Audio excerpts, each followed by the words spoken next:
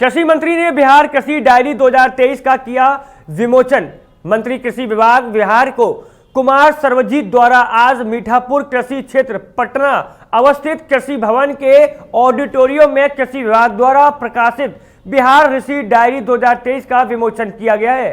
मंत्री ने अपने संबोधन में कहा कि बिहार कृषि डायरी में कृषि विभाग द्वारा चलित विभिन्न योजनाओं की एवं कार्यक्रमों की जानकारी के साथ ही विभागीय अधिकारियों के संपर्क सूत्र को समाहित कर तैयार किया गया है। यह डायरी विभागीय अधिकारियों एवं प्रसार कार्यकर्ताओं के लिए काफी सूचनाप्रद साबित होगी। इस डायरी कृषि विभाग के मुख्यालय से लेकर पंचायत स्तर तक के सभी पदाधिकारियों एवं प्रसार कर्मियों को उपलब्ध कराई जाएगी।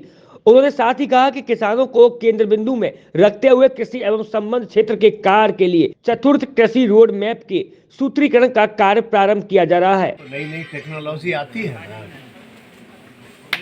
जो इसके पूर्व में कृषि मैप बने थे उसमें और अब में बहुत अंतर तो होगा। नई टेक्नोलॉजी और जैविक खेती का बढ़ावा, और मैंने इसके पूर्व में भी कहा था कि सीड उत्पादन, जो बीज उत्पादन जो है, उसमें हम थोड़ा हमारे के यहाँ कमी रह गई थी। इसको हम लोग अभी प्रयास कर रहे हैं कि बिहार देश में अपना एक स्थान बना लेगी सीड उत्पादन में। और भी बहुत सारे चीज़ हैं, अब जैसे सेंटर ऑफ एक्सीलेंस का जो है मामला है, उसमें भी हम लोग कई तरह का उसको लाएंगे। इस पे भी जो है कृषि रोड मैप में चल रहे हैं। नए कॉलेजेस की आवश्यकता होंगी, उसके लिए भी हम लोग तैयारी कर रहे हैं। किसान कैसे खुशहाल हो, क्योंकि सबको पता है कि कई डिपार्टमेंट मिलकर के ये कृषि रोड मैप बनाती है। हर खेत को पानी देने की व्यवस्था, उस पर भी सबसे ज़्यादा फोकस है।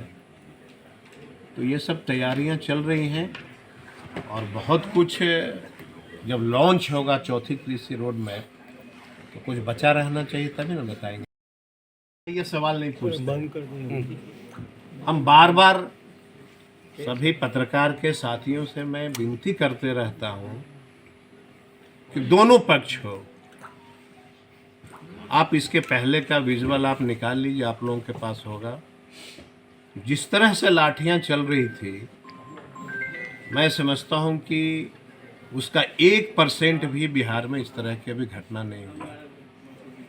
अब सवाल ये उठता है कि एक साथी ने पूछा कि यूरिया की कालाबाजारी हो रही है। तो अब एक चीज़ बताइए, जब किसी चीज़ की कमी होती है तो कालाबाजारी होगा कि नहीं होगा? कमी क्यों हो रही है? अगर जरूरत, वही तो मैं बताना चाह रहा था, सुन लीजिए पूरा। दिसंबर में हमें यूरिया की आपूर्ति की गई 64%, अक्टूबर में, नवंबर में हमें मिला 70%, दिसंबर में मिला 103%। यूरिया की आवश्यकता कब होती है? सब लोग किसान हैं। जब जरूरत था हमें, तो हमें मिला 64%।